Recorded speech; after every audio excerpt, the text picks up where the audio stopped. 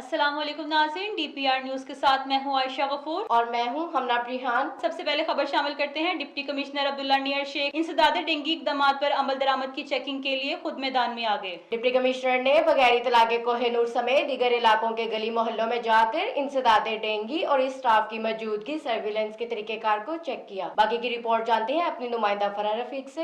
فیصل آباد میں انسداد ڈینگی اقدامات پر عمل درآمد کی چیکنگ کے لیے ڈپٹی کمشنر عبداللہ نیئر شیخ نے کوہ نور سمیت دیگر علاقوں کے گلی محلوں میں جا کر انسداد ڈینگی سٹاف کی موجودگی اور سرویلنس کے طریقہ کار کو چیک کیا۔ ڈپٹی کمشنر نے گھروں کے مکینوں کو شعوری انداز میں احتیاطی تدابیر پر عمل کرنے اور کسی جگہ پانی کھڑا نہ رکھنے کی ہدایت دی۔ مزید یہ کہ انہوں نے ہدایت کی کہ ڈینگی کی اماج گاہوں کے خاتمے کے لیے شہری اپنے گھروں کے اندر صفائی ستھرائی کو یقینی بنائیں۔ ڈسٹرکٹ ہیلتھ آفیسر ڈاکٹر عظمت عباس نے بتایا کہ انڈور اور آؤٹ ڈور سرویلنس کا عمل بلا تعطل جاری رہے گا اور ٹیموں کی کارکردگی کی بھی مانیٹرنگ کی جا رہی ہے۔ تفصیلات سے آگاہ کرنے کا شکریہ۔